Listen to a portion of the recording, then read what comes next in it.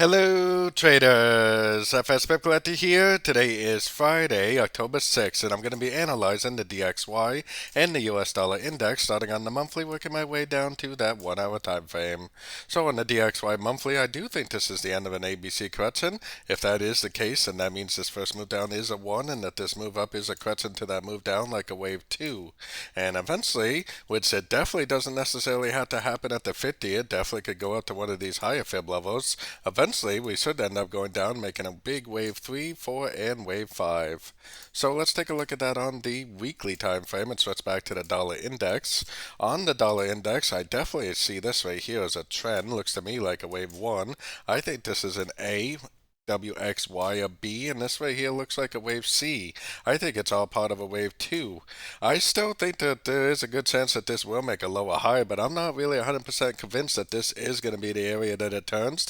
And like I said, it very easily could go up to the 78% before it actually does end up going down for the big wave 3. So let's take a look at that on the daily time frame. On the daily time frame is where you can really see the higher low, higher low, higher low, higher lows that make up this move. The most recent higher low is right here, and the break of that structure will tell me that this whole trend is over. And if this whole trend is over, then it probably is the end of an ABC of 2, and it probably would be the continuation of the downtrend. We do have non-farm payroll news coming out today, so I mean it could definitely be what causes this to go down, break structure to the downside, and if that is the case, it's probably going to be the beginning of a big downtrend. So, like I said, it doesn't necessarily have to happen now. I mean, it very easily could go up to the 78% before it actually does end up ending this trend for the wave C.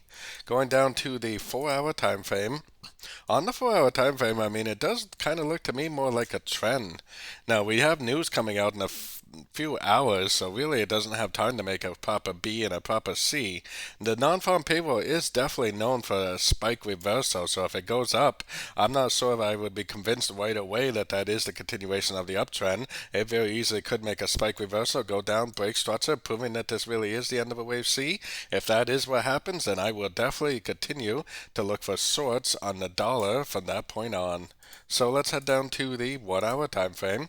On the 1 hour time frame, I got my Fibonacci retracement measuring this move. It does, like I said, look more like a trend than a correction. It is pretty much lower lows, lower highs.